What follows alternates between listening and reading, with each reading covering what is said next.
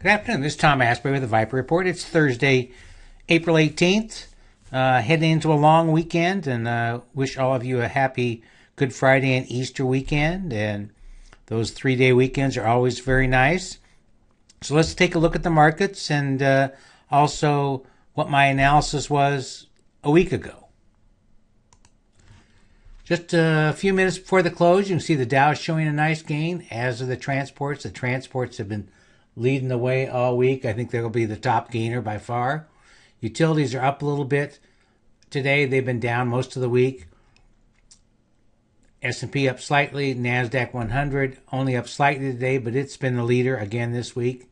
Small caps have had a kind of a rough week. The S&P 600 small caps down 0.33%. Russell 2000 also down. And looking at some of the other indices, gold and silver is still correcting. Oil services down, and the semiconductors are unchanged.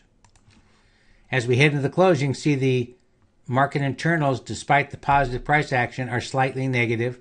1,412 up, 1,512 down. Only 71 new highs. That's seen a pretty good drop in the last week or so.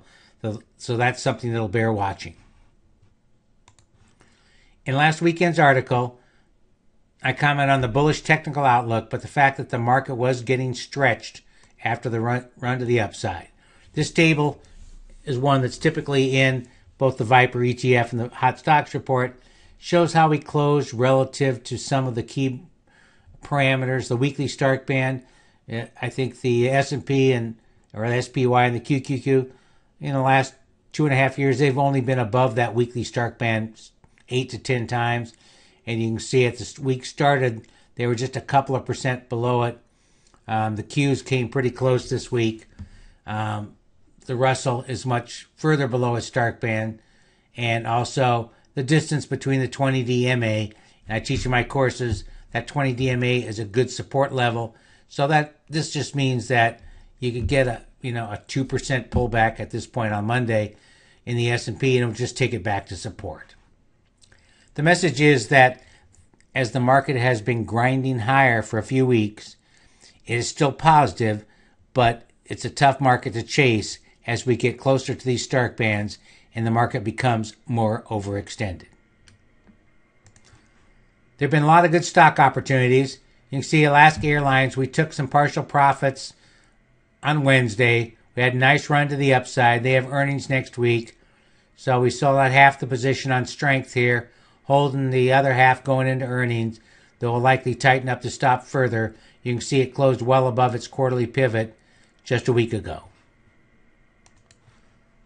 Also had a nice run to the upside in Skyworks Solutions. That's a chip stock. We got it down here, the doji buy signal.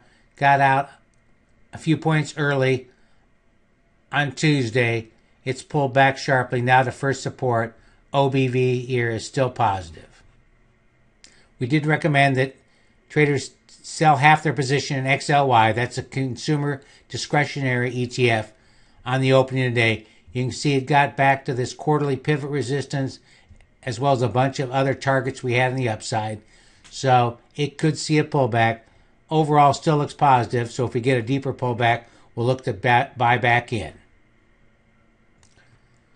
I hope many of you were able to join me for my Wealth 365 presentation last weekend, as I showed you some of the 4 technical tools that I think you need to have to be successful in trading or investing. If you're interested in pursuing a unique trading opportunity with my one-on-one advanced decline line course, if you go to viperreport.com, on the headline page, you can see more about the course. It'll tell you exactly what's offered, as well as the terms of the agreement. And we have some very satisfied clients who are making good money already in 2019. If you'd like specific advice on either the ETFs or hot stocks, you'll also find the links there to subscribe. I'm doing another free training session this Saturday at 11 a.m. Eastern. That's 8 a.m. Pacific time. In the email, you'll see a link to the Zoom meeting. Hope to see you then. And if not, have a great long weekend. Thank you.